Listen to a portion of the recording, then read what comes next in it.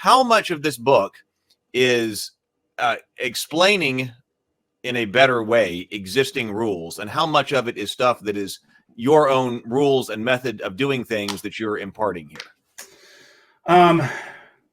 It's a little bit difficult to kind of quantify that. Like, we're talking about dungeons, for example. Obviously, I didn't invent the concept of drawing a map, right? Right. But there is stuff in the dungeon stuff that is stuff that I've created. So, for example, we talk about how to make nonlinear dungeons, and I didn't create the concept of nonlinear dungeons either. But I did create a taxonomy of like different techniques that you can use, different ways of connecting levels, and so forth. So there's a structure there. Another example of something from the dungeon chapter that I created is the 5+5 adventure recipe for dungeons, which we take 5 featured rooms and 5 scenic rooms, and that's how you build your dungeon up. And there's a whole chapter talking about that in the book. So I think the biggest thing that I think I bring to the table, which is original, is the concept of a scenario structure. The idea that when we talk about a dungeon, or we talk about a mystery, or we talk about a heist, that it's not actually just the mechanics of the game that determine how those things play out at the table. There's this common saying that like, here's the role-playing game. You can tell the GM whatever you want to do, and the GM can just figure out what happens as a result. And that is sort of the basic concept of a role-playing game. But there's a whole universe of creation and structure that is kind of glossed over when you say, the GM can just figure out what happens in response to what the players say. So an example of like how structure can affect play is like let's talk about dungeons. And we have these assumptions about how a dungeon adventure should work in play. But that's not the only structure we could use to resolve a dungeon crawl. So for example, if a player said, hey, I'm going to head into the Grotto of Gemstones, you immediately think, I'll play that out as this dungeon crawl with there'll be a map and a key, and they'll go room by room, and I'll explain each room as they go, and et cetera, et cetera. But you can also say, hey, I want to go have my character explore the Grotto of Gemstones, and the GM might say, okay, well, make a dungeoneering check, and they roll the dice, and they'd say 23, and then the GM would say, okay, well, you spend a couple of days in the Grotto of Gemstones, and you clear out all the goblins that are there, and you come out with 719 gold pieces worth of gems. And that would be another way of resolving that action that was proposed by the players. Mm-hmm. And the question of which one of those structures is better is not an objective decision. It is just a subjective one about what's best for the type of adventure, the type of stories, the type of characters that you're telling.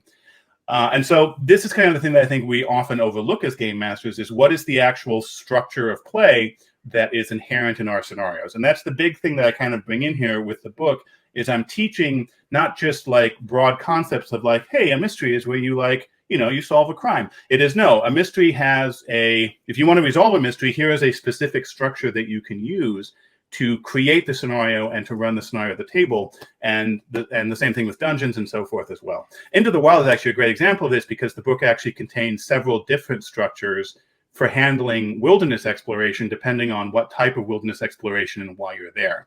So like you have route-based travel, which is if you're going from point A to point B. You can also have a hex crawl, which invites more open-ended exploration of an area. And also point crawls, which is a different way of structuring that exploration of an area as well.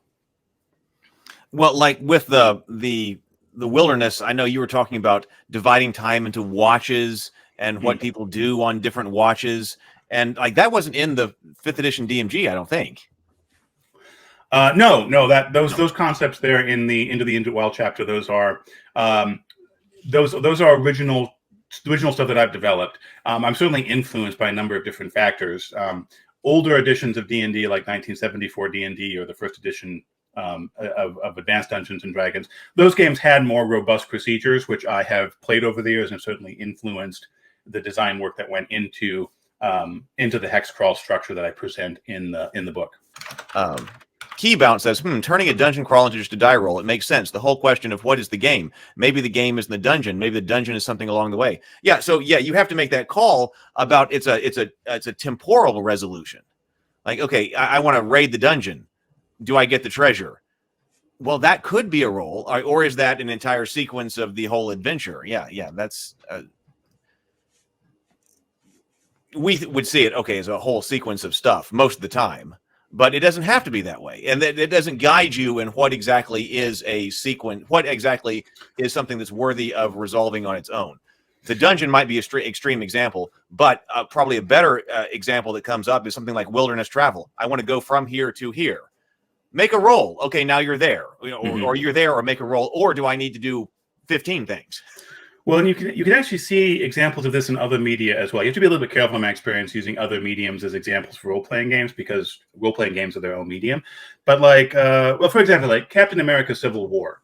There's a scene about 2/3 of the way through the movie where Captain America and the Black Widow come to Sam Wilson and are like, hey, we need help.